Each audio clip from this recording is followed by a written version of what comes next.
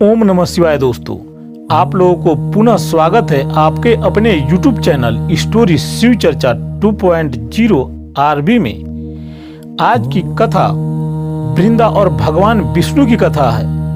यह कथा भक्ति, सतीत्व और दैवीय न्याय की एक ऐसा महाकाव्य है जो युगों युगों से धर्म की रक्षा का संदेश देता आ रहा है। कथा की शुरुआत होती है सागर से। जब भगवान शिव ने अपना तेज समुद्र में फेंका तो उससे एक अत्यंत प्रतापी बालक का जन्म हुआ जिसका नाम जालंधर पड़ा। सागर पुत्र होने के कारण वह अपार शक्ति का स्वामी था। जालंधर का विवाह कालनेमी की पुत्री वृंदा से हुआ। वृंदा बचपन से ही भगवान विष्णु की परम भक्त थी।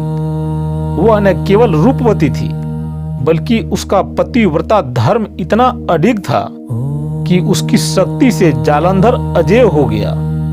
वृंदा की भक्ति एक अभेद्य कवच की तरह जालंधर की रक्षा करती थी। अपनी शक्ति और वृंदा के सतीत्व के बल पर जालंधर ने तीनों लोकों पर विजय प्राप्त कर ली। उसने स्वर्ग से देवताओं को निकाल दिया और स्वयं इंद्र का सिंहासन छीन लिया। जालंधर का अहंकार इतना बढ़ गया कि उसने भगवान शिव को भी युद्ध के लिए चुनौती दे दी। कैलाश के युद्ध में भगवान शिव और जालंधर के बीच भयंकर संग्राम हुआ, लेकिन जब वृंदा का सतीत्व अक्षुण्ण था तब तक महादेव का त्रिशूल जालंधर का वध करने में असमर्थ था। तो देवता समझ गए कि जालंधर को हराना तब तक असंभव है जब तक वृंदा का नियम नहीं टूटता। देवताओं की रक्षा के लिए सभी देव भगवान विष्णु की शरण में गए। विष्णु जानते थे कि वृंदा उनकी परम भक्त है और उसके साथ छल करना अनुचित है, लेकिन सृष्टि के संतुलन और अधर्म के विनाश के लिए उन्हें यह कठिन निर्णय लेना पड़ा। जब जालंधर युद्ध भूमि में था तब भगवान विष्णु ने जालंधर का रूप धारण किया और वृंदा के महल में पहुंच गए। अपने पति को जीवित और विजयी समझकर वृंदा हर्षित हो उठी।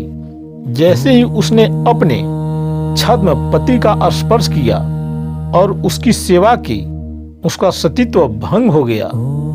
उसी क्षण युद्ध भूमि में भगवान शिव ने जालंधर का वध कर दिया, क्योंकि उसका सुरक्षा कवच नष्ट हो चुका था।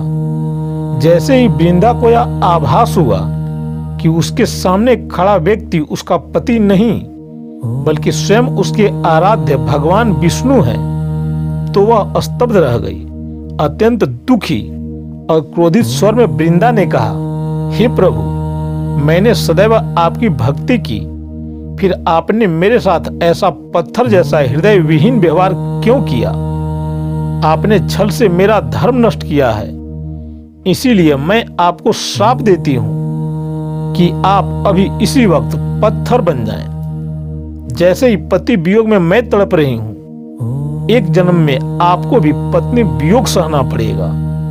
भगवान विष्णु स्वयं जो इस छल से दुखी थे, उन्होंने अपनी भक्त के श्राप को शिरोधार्य किया और तुरंत एक काले पत्थर के रूप में परिवर्तित हो गए।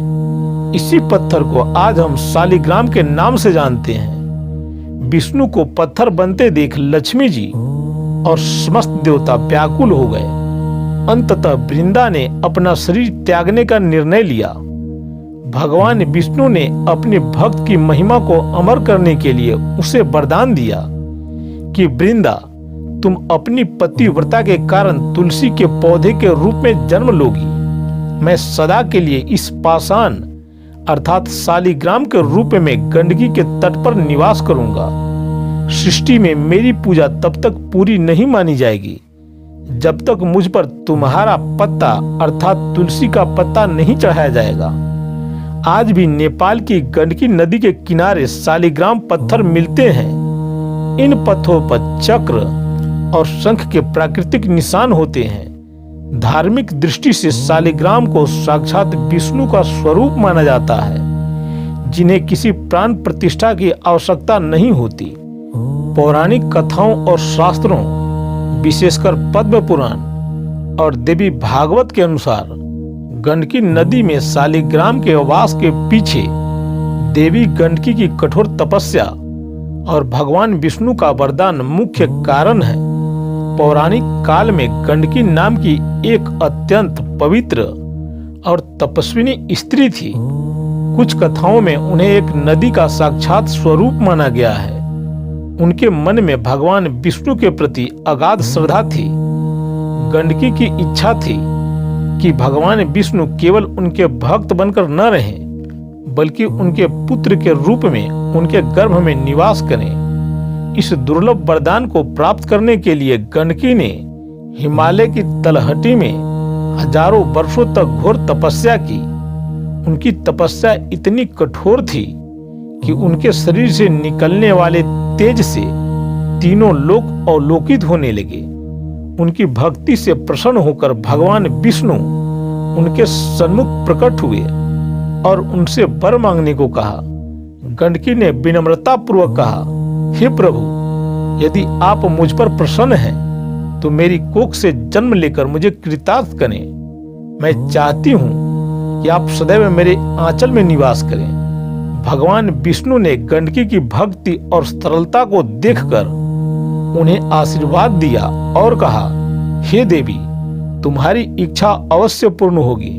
मैं शालिग्राम के रूप में तुम्हारी कोख अर्थात नदी की धारा में निवास करूंगा। तुम नदी के रूप में पृथ्वी पर प्रवाहित होगी और मैं तुम्हारे गर्भ में पाषाण अर्थात पत्थर के रूप में रहूंगा। भगवान विष्णु ने गंडकी को यह भी बताया कि वे पत्थर के रूप में कैसे आकार लेंगे। भगवान ने वज्र कीट का रूप धारण किया। यह वज्र कीट गंडकी नदी के भीतर मौजूद पत्थरों में प्रवेश करता है और अपने तीखे दांतों से उन पत्थरों को कुतरकर उनके भीतर शंख, चक्र, गदा और पद्म की सुंदर आकृतियां उकेरता है। जिस पत्थर पर यह वज्र कीट चक्र बना देता है वह पत्थर साधारण नहीं रह जाता, बल्कि साक्षात नारायण बन जाता है। धार्मिक मान्यताओं के अनुसार गंडकी नदी का जल इतना पवित्र है कि इसमें स्नान करने से मनुष्य के सभी पाप धुल जाते हैं। क्योंकि भगवान विष्णु स्वयं इस नदी के गर्भ में शालिग्राम रूप में रहते हैं, इसीलिए इस नदी को भगवान विष्णु के नाम नारायण पर नारायणी भी कहा जाता है। शालिग्राम एक ऐसा विग्रह है जिसकी प्राण प्रतिष्ठा नहीं की जाती। गंडकी की गोद से निकलने के कारण वे स्वयं सिद्ध और जागृत माने जाते हैं। गंडकी नदी में शालिग्राम का मिलना कोई संयोग नहीं, बल्कि देवी गंडकी की युगों पुरानी तपस्या का प्रतिफल है। भगवान विष्णु आज भी अपने भक्त को दिए वचन को निभाने के लिए गंडकी की लहरों के बीच पत्थर बनकर विश्राम करते हैं। तो दोस्तों, आपको ये कथा अच्छी लगी हो तो कमेंट बॉक्स में लिख दीजिए नारायण, और इस वीडियो को लाइक और चैनल को सब्सक्राइब करें ताकि हम ऐसे ही वीडियो आपके लिए और लेकर आते रहें। तब तक के लिए ओम नमः शिवाय।